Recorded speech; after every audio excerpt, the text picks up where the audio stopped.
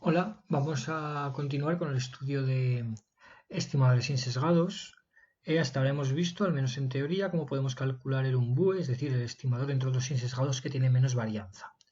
Hay veces que calcular el umbue es complicado, y una posibilidad es que nosotros tengamos algún método de construcción de estimadores, como los que veremos la semana que viene, por ejemplo el método de Lumentos, el método de máxima verosimilitud, y lleguemos a un estimador. Podamos calcular su varianza y la pregunta es si ese estimador es bueno o no. Claro, si no tenemos ninguna referencia sobre si esa varianza es grande o pequeña, porque no tenemos con qué compararla, pues no sabemos si ese estimador es un estimador con el que ya puedo decir que va a funcionar bien o habrá otros estimadores que sean mejores. Entonces, para esta cuestión surge una solución que es unas cotas sobre la varianza. Es decir, las cotas sobre la varianza estimados sin sesgados lo que buscan son un valor, dar un valor, de forma que todos los estimados sin sesgados van a tener una varianza al menos tan grande como esa. ¿Eso qué quiere decir? Que si yo calculo un estimador, por la razón que, por el método que sea, calculo su varianza y está muy cerca de esa cota, pues estará muy cerca de lo mínimo que puede valer la varianza de un estimador insesgado para ese parámetro. Y si es igual a la cota, quiere decir que es lo mejor que podría llegar a ser un estimador insesgado. Entonces, hay varias cotas de este estilo. Nosotros vamos a ver la más importante, que además tiene luego utilidad en, por ejemplo, la estimación máximo verosímil, las técnicas que se usan, que es la cota de Frechet-Kramer-Rao. Entonces lo ponemos aquí como un teorema y fijaos aquí, K va a ser 1, es decir, vamos a tener un único parámetro. Ya no es que h de teta sea igual a 1, cuando hablamos de error cuadrático medio siempre suponemos que h de teta es igual a 1, o varianza del estimador, sino que ahora estamos con k igual a 1, es decir, es un espacio uniparamétrico. Entonces, en el enunciado tenemos que bajo condiciones generales, bueno, ¿esto qué quiere decir? Esas condiciones son de dos tipos. Una son condiciones analíticas, de que existan derivadas con respecto del parámetro, que se pueda intercambiar el orden entre una integral en Rn y la derivada respecto del parámetro. Y una condición muy importante, así esas condiciones ahora las voy a poner porque las tenemos en las hojas, en la teoría las tengo enunciadas, pero no hace falta que os las estudiéis las condiciones. Lo que sí que es importante es que, además de esas condiciones analíticas, que digo, no las vamos a exigir, sí que nos tenemos que saber esta, que el soporte de f de teta, es decir, el conjunto de valores x tales que la densidad o la función de masa de probabilidad es positivo, no depende del parámetro. Esta condición sí que nos la tenemos que saber porque esa sí que la vamos a chequear. Las otras no, porque en general se van a cumplir siempre en cualquiera de los modelos con los que vamos a trabajar, pero esta sí, porque a veces se cumplirá y a veces no. Entonces, cuando no se cumpla esa condición, no podremos utilizar el teorema y no existirá, de hecho, la cota de Frechet-Kramer-Rao. ¿Eso qué significa? Por ejemplo, pensad en una exponencial de parámetro lambda. ¿Para qué valores de x es la función de densidad positiva? En una exponencial de parámetro lambda, pues la función de densidad vale siempre entre 0 y positiva entre 0 y infinito, ¿verdad? Es lambda por elevado a menos lambda x para todo x mayor que 0. Es decir, en una exponencial de parámetro lambda, este conjunto es 0 infinito, independientemente de lo que valga lambda. Para una Poisson de parámetro lambda, por ejemplo, una Poisson de parámetro lambda, ¿qué valores puede tomar? Esto, fijaos, es el conjunto de valores que puede tomar la variable. Una Poisson, ¿qué valores puede tomar? Pues 0, 1, 2, 3, independientemente de lo que valga lambda. ¿Vale? Pues también esta demostración. Una normal, pues la normal toma valores en menos infinito infinito. ¿Vale? El conjunto de valores para los que la función de densidad es positiva es menos infinito infinito, independientemente de lo que valgan muy sigma. ¿De acuerdo? O sea que también lo cumpliría. Pero, por ejemplo, una uniforme 0 teta. ¿Qué valores puede tomar un uniforme 0 teta? Entre 0 y teta. O sea, la función de densidad es positiva solo entre 0 y teta. Este conjunto, por lo tanto, que es el intervalo 0 teta, sí que depende de teta. Pues aquí no se cumpliría esta condición. ¿De acuerdo? Vale, entonces lo que digo, las condiciones las tenéis explícitas aquí, pero ya digo, esta es la que nos importa. Lo demás no nos las tenemos que estudiar, no hace falta que os las estudiéis. Si tenéis esta versión ha colgado hoy.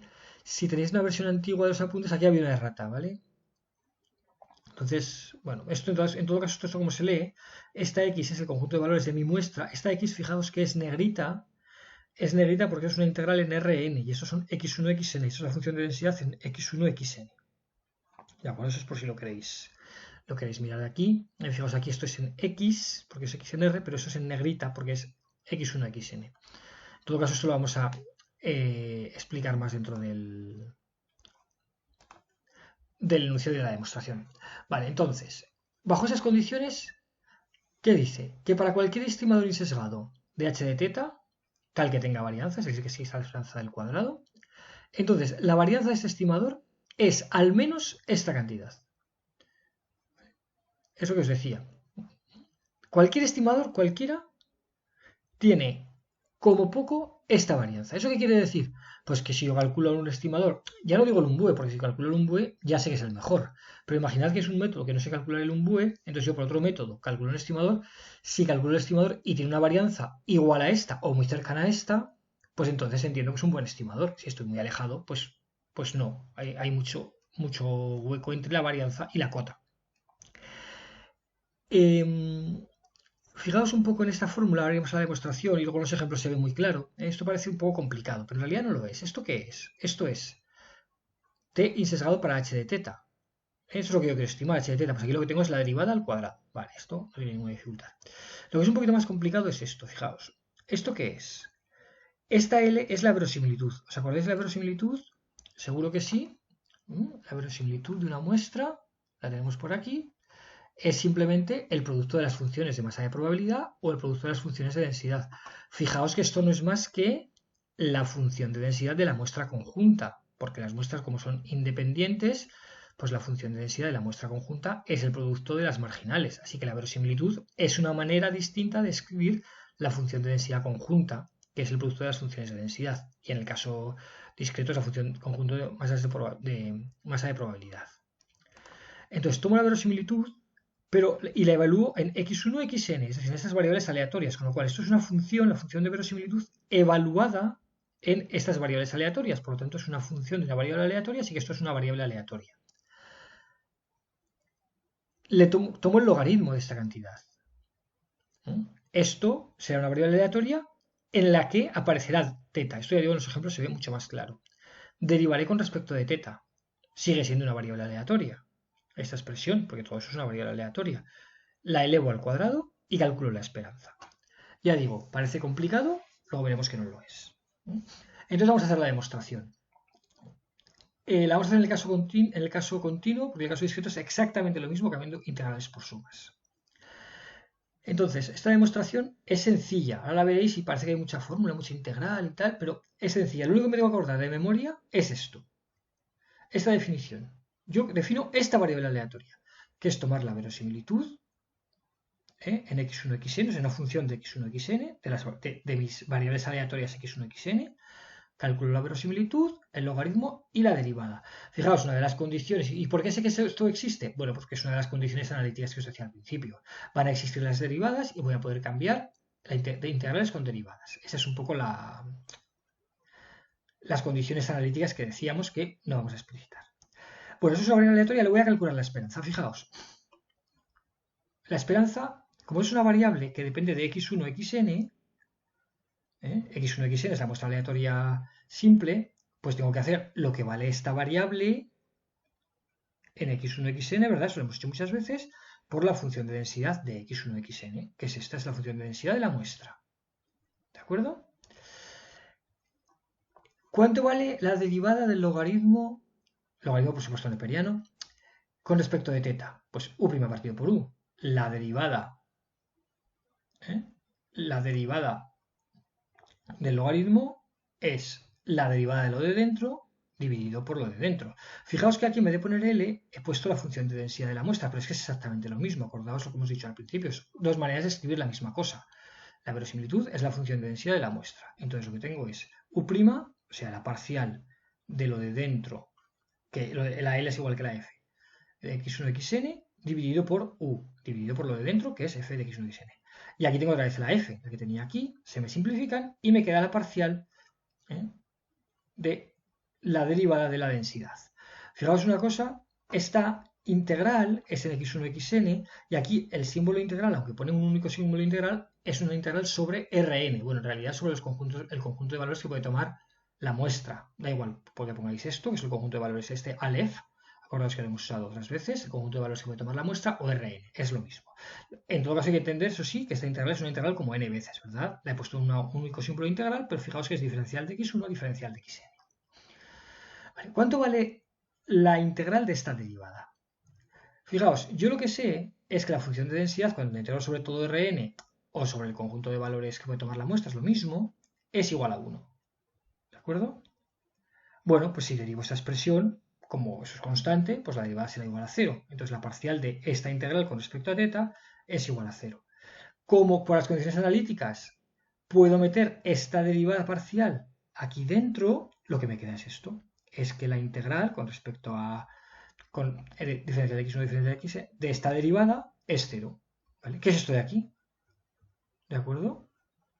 O sea que lo que acabo de calcular es que la esperanza de u de esta función, perdón, no es un estadístico porque eso depende de θ. La esperanza de esta función, de esta variable aleatoria, es 0 para todo valor del parámetro. Una cosa importante es seguir con la demostración, ese es el primer paso de la demostración. Hemos dicho, acordaos, nos tenemos que estudiar u y lo primero que hacemos es calcular la esperanza. Una cosa, fijaos, aquí es uno de los sitios donde se usa eso que os he dicho, que el soporte no dependa del parámetro. Cuando he metido la integral dentro, digo, se puede meter la integral dentro, vale, pero fijaos, es muy importante para meter la integral dentro y que esta fórmula sea cierta, que en los límites de integración no aparezca θ. Si yo, por ejemplo, pongo una exponencial aquí, lo que tengo es lambda por elevado a menos x1, lambda x1, por lambda por elevado a menos lambda x2, por lambda por elevado a menos lambda xn. Cuando hago la integral, cada una de las x se mueve entre 0 e infinito. Entonces, al meter la derivada dentro, con respecto de θ, en este caso con respecto de lambda, los límites de integración no me hacen nada. Sin embargo, si por ejemplo estuviera tomando una uniforme en 0 θ, que me queda 1 partido por θ aquí, n veces, pero los límites de integración son 0 θ. Entonces, al ser 0 θ, derivar esa integral donde además de que θ me aparece en el integrando, me aparecen los límites de integración, desde luego no es simplemente meter aquí el símbolo integral. Hay que hacer algo, ¿verdad? Y sabéis con estas fórmulas, hay que hacer algo con los extremos de integración, que también dependen de la derivada que yo estoy tomando. ¿De acuerdo? Así que por eso, esto, si no se cumplen las condiciones de referencia extrema de Rao, y en particular si no se cumple la condición de que el soporte no dependa del parámetro, no es cierto. Simplemente para que veáis por qué es muy importante esa condición. Vale, entonces ya retomando la demostración, ya sabemos que la esperanza de u es 0. Vamos a calcular ahora la covarianza entre t, el estadístico. Fijaos, yo lo que os he dicho es que para todo t insesgado, no sé qué, pues voy a tomarme un t,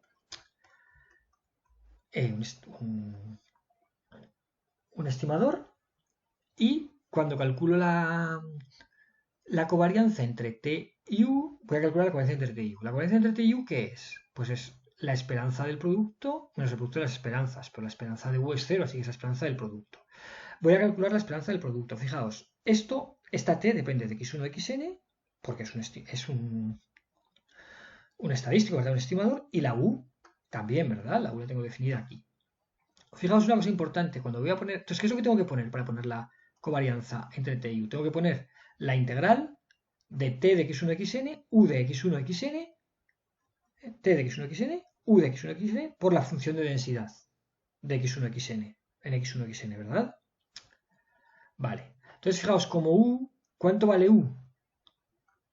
U es esto, ¿verdad? En x1 de xn. Como ya lo he hecho antes, fijaos, cuando esta expresión de aquí es lo que hemos hecho antes de la derivada de lo de dentro dividido por lo de dentro, ¿verdad? La derivada del logaritmo. O sea, esto es u. ¿De acuerdo? Entonces, lo que en realidad yo tengo que poner aquí, es t por u por la f. Pero u por la f es esto de aquí. Esto es u y esto es f. Con lo cual, u por la f de densidad, esto se me simplifica y me queda solamente este término. La parcial con respecto de de teta de la función de densidad. Así que esto es la esperanza t. Digamos que aquí, entre comillas, me he saltado un paso, porque he puesto u, que me quedaba la parcial dividido por f, multiplicado por f, entonces se me van las f's y me queda esta parcial. ¿De acuerdo? Entonces eso es la covarianza. ¿Y esto a qué es igual? Bueno, esto no depende de teta, porque esto es un estimador, es un estadístico, no depende de teta en su definición, ¿verdad? Entonces, esto por ejemplo podría ser x barra, la suma de x partido por n, por ejemplo, no depende de teta, así que esta parcial tranquilamente la puedo pasar aquí porque esto es una constante. Y ahora, por las condiciones de regularidad, esta parcial de aquí la saco fuera. ¿De acuerdo? Entonces, ¿qué me queda? Pues me queda la parcial con respecto de teta de t por la función de densidad. ¿Pero esto qué es?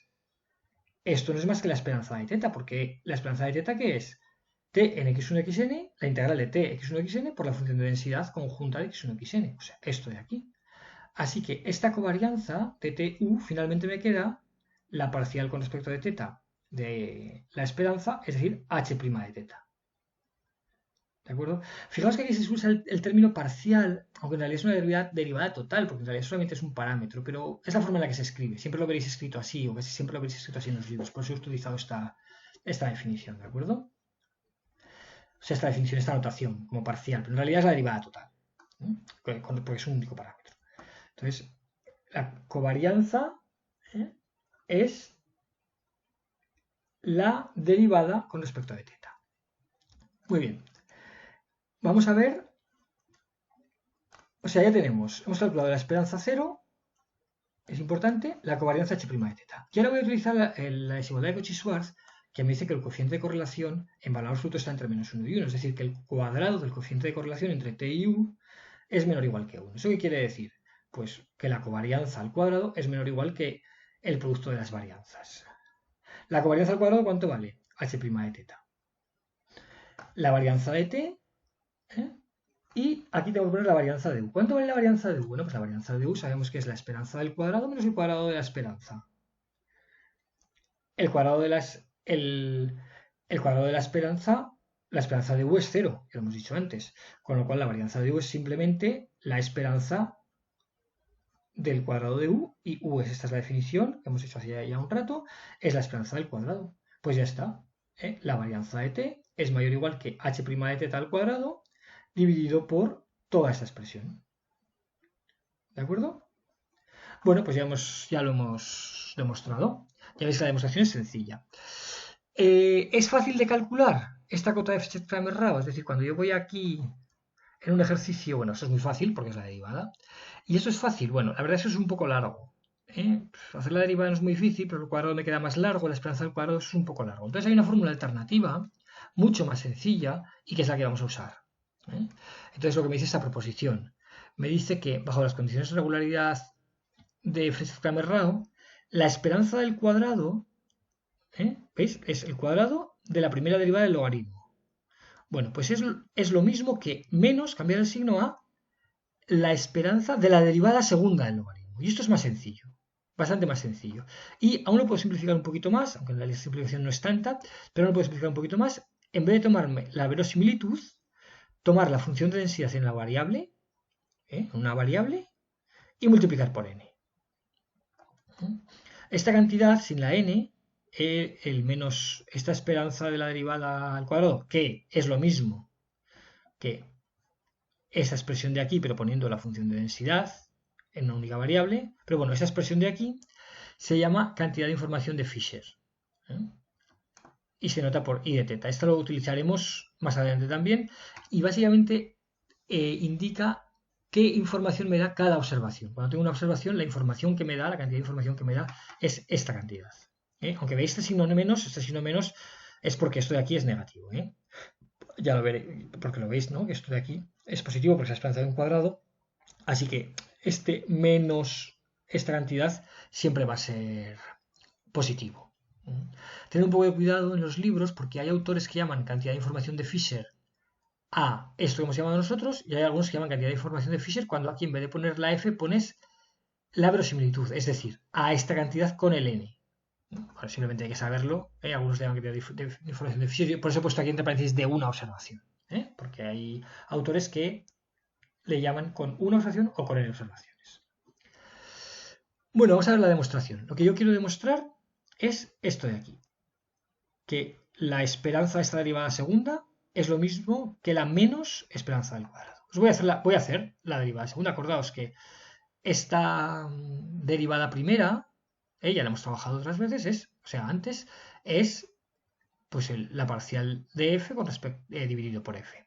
Pues voy a volver a derivar esto. ¿Y cómo? Simplemente pues con la derivada del cociente. ¿De acuerdo? Primero, fijaos, lo que hago es, antes de hacer eso, pongo la expresión. ¿Cuánto vale la esperanza de esto? Bueno, pues es el valor que tome esto en x1, xn por la función de densidad y todo integrado. Vale, ahora es donde voy a hacer la derivada segunda, o sea, la derivada del cociente.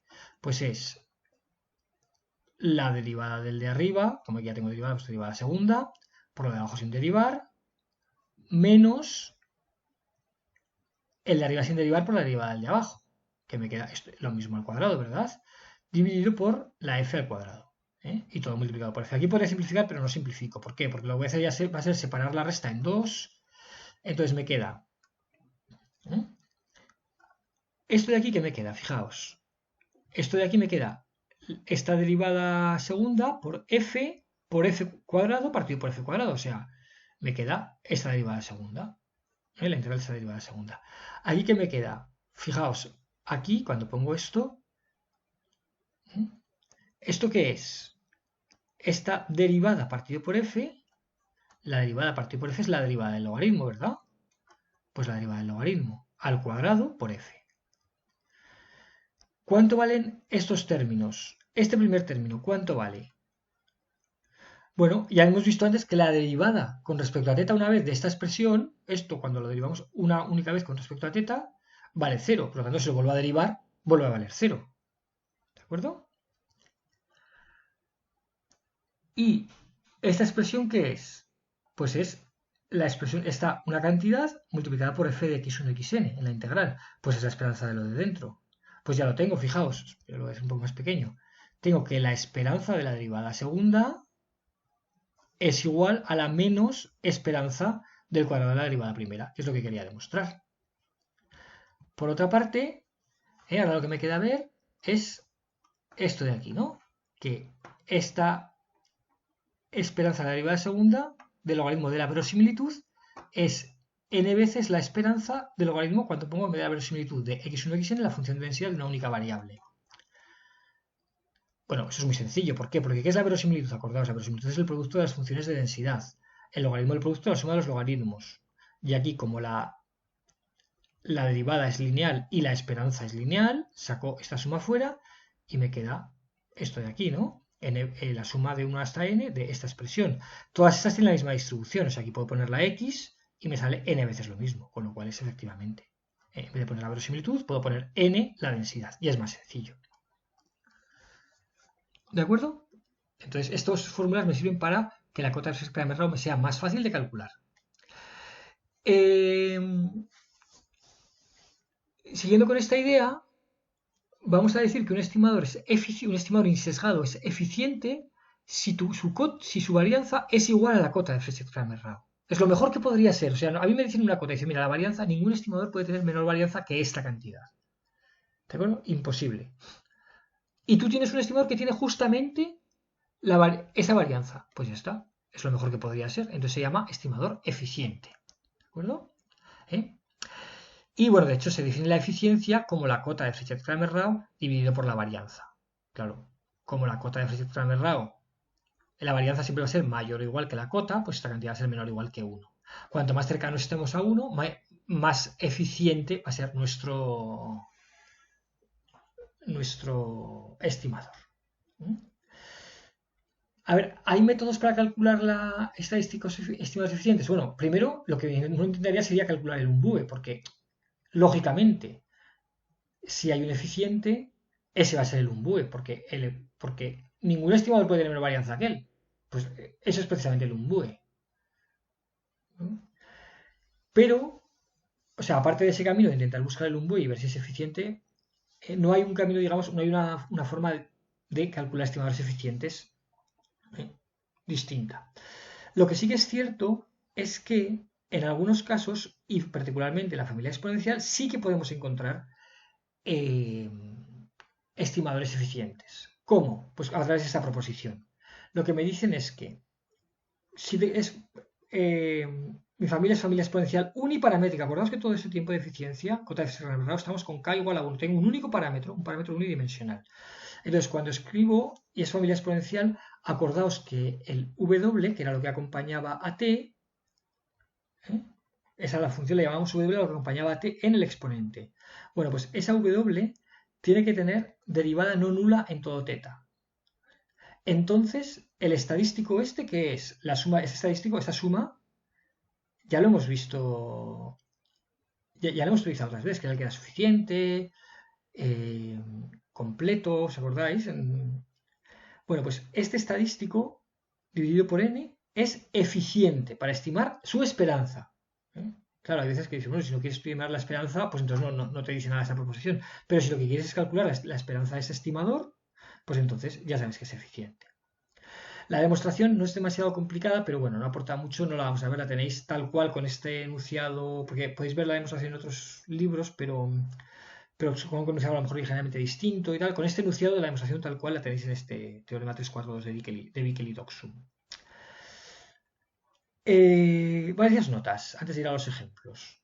Primero, si hay un estimador eficiente, evidentemente es un buen, lo que acabo de decir.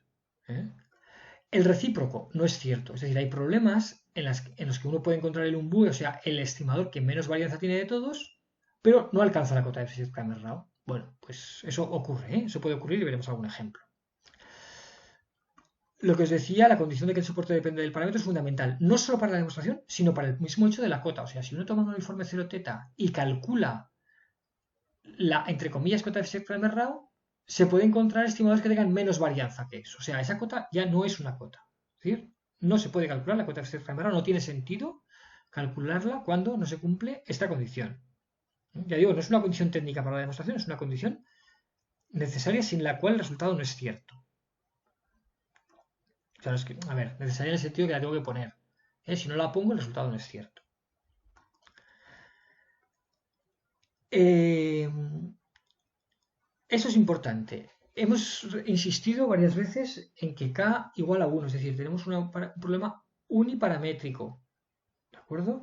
No me serviría para una beta alfa beta, por ejemplo, porque son dos parámetros. ¿De acuerdo? Pero lo que sí que es cierto es que cuando tenemos k mayor que 1, si la variable que queremos, perdón, el parámetro que queremos estimar, la función del parámetro h de θ que queremos estimar, es una función de una única variable, ¿de acuerdo? Es una función de una única variable, entonces sí que la cota de Rao sirve. Y en ese caso las derivadas las tomaré respecto a el parámetro que esté considerando. ¿De acuerdo? La componente del parámetro que esté considerando. Y eso en realidad, si vais a la demostración, veis que la demostración va a pasar completamente. O sea, decir, pues sí, pues no hay ningún sitio aquí en donde esté utilizando que es uniparamétrico, simplemente que estoy derivando con respecto a un único parámetro, una única componente del parámetro. Es decir, en el caso de la normal mu sigma, por ejemplo, con muy sigmas desconocidos, puedo seguir aplicando la cota de Cramer-Rao para estimar una función de h, perdón, una función de mu o una función de sigma. Lo que no puedo es utilizarla para una mezcla de mu y sigma, ahí no. Pero si solo la función que yo quiero es una función de mu o una función de sigma, puedo utilizar la cota de Cramer-Rao. Vamos a poner unos ejemplos y vais a ver que es muy sencillo. Primero, vamos a poner una Bernoulli de parámetro P y vamos a calcular la cota de Cramer-Rao para P. Bueno, pues h de P es P, con lo cual la derivada es 1, que es la parte que va en el numerador, o sea que esto es muy fácil. La función de densidad la voy a escribir, la hemos hecho otras veces. Bueno, función de densidad es de masa de probabilidad, ¿verdad? Pero F. Pues P a la X por 1 menos P a la 1 menos X, el indicador de que X valga 0 o 1. Lo siguiente que tengo que hacer, a ver, acordaos, aquí tengo la fórmula. Voy a utilizar...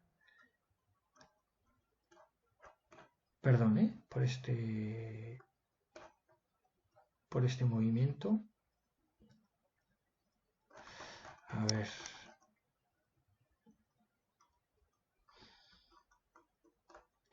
Aquí. Voy a utilizar en el denominador esta expresión. O sea, arriba tengo h' de teta y abajo tengo esta expresión.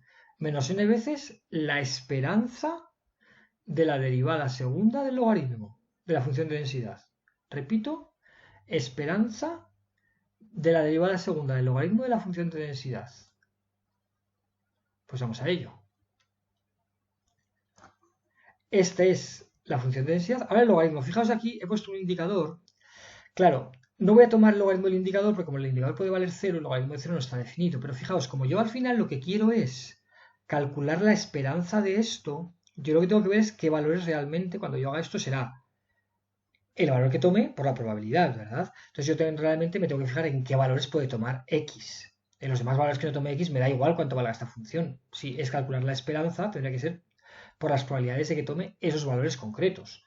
Con lo cual, como esta x es una Bernoulli, pues x toma los valores 0, 1. Así que solo me importa saber cuánto vale esta función en el 0 y en el 1.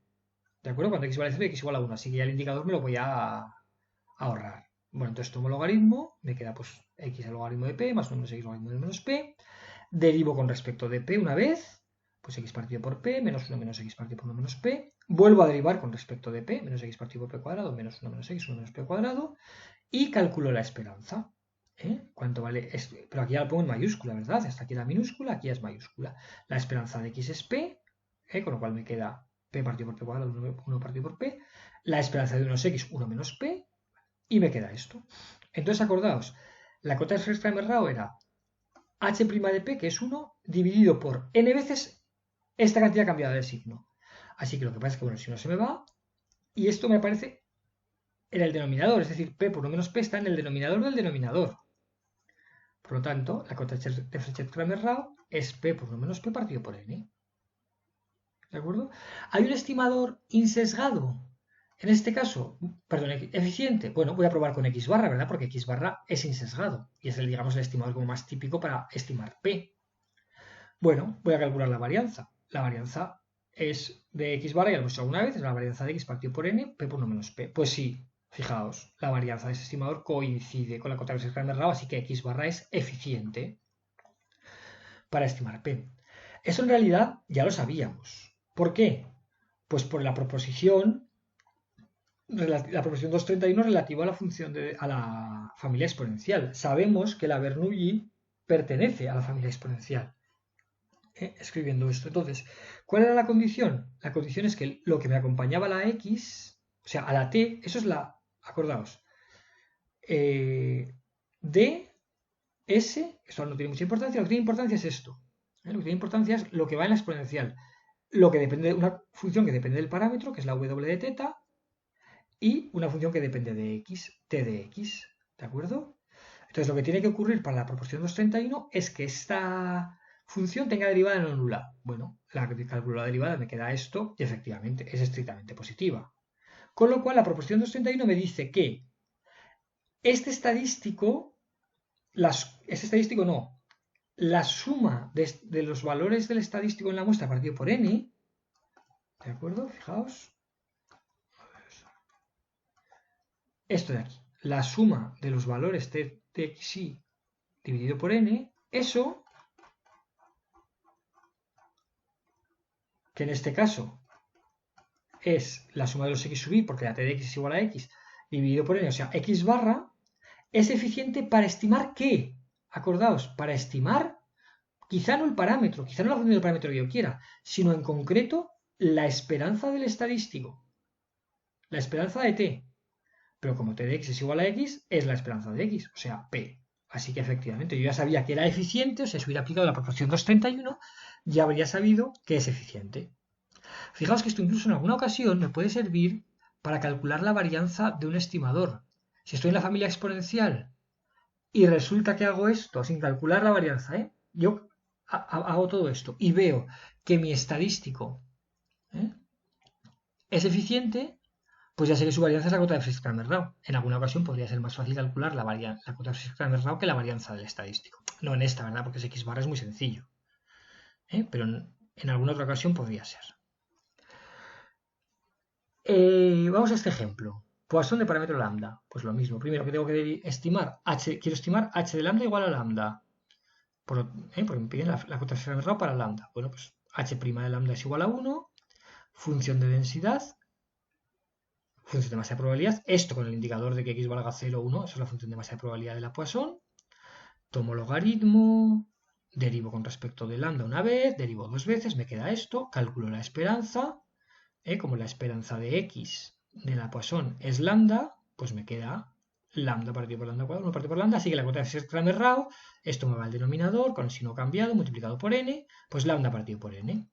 X barra, que es el estimador, digamos, como más lógico para lambda, pues la esperanza de x barra es lambda.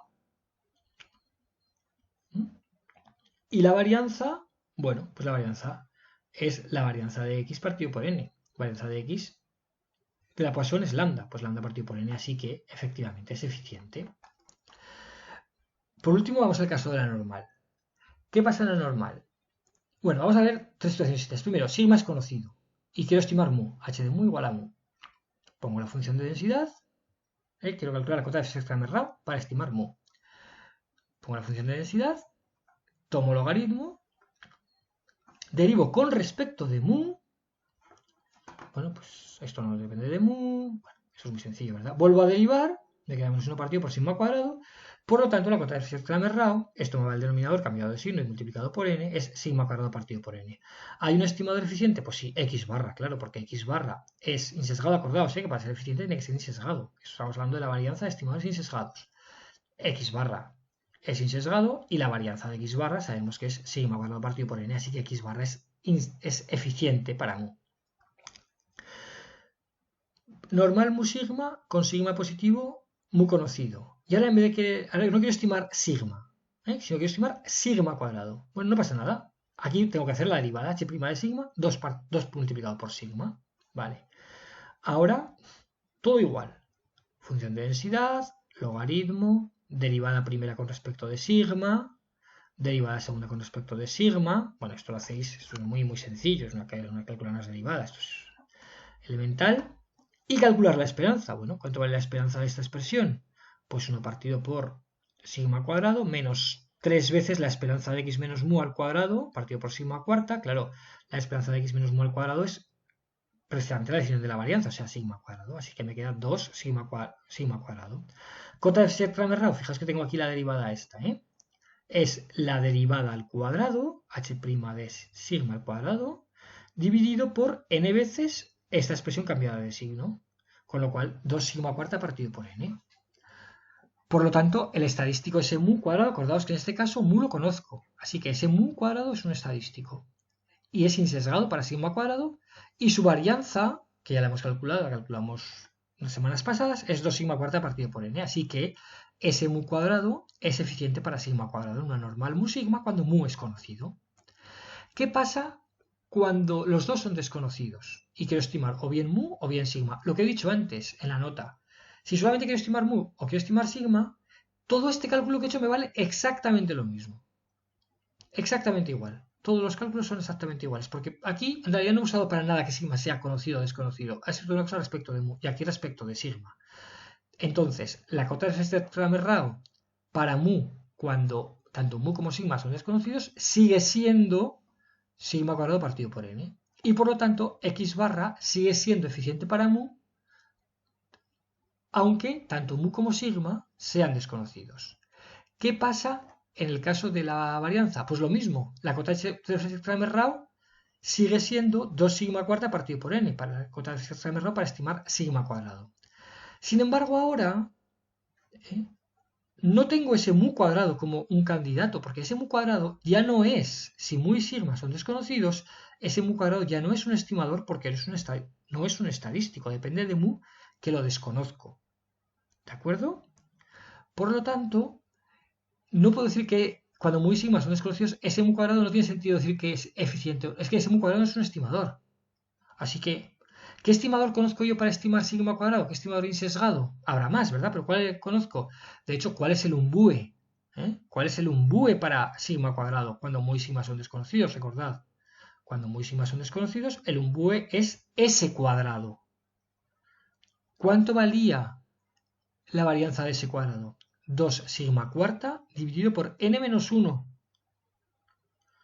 Por lo tanto, ¿es estadístico ese cuadrado eficiente para sigma cuadrado en este problema? No, no lo es, porque su varianza es 2 sigma cuarta partido por n menos 1, es mayor estrictamente que 2 sigma cuarta partido por n.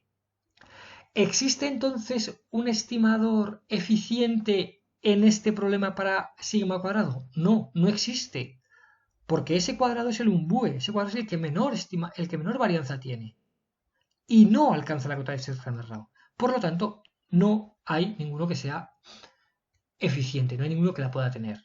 Porque el que menos varianza tiene es el umbue y es ese cuadrado y no tiene esta varianza, tiene varianza mayor estrictamente.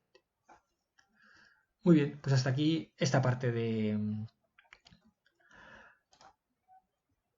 eficiencia.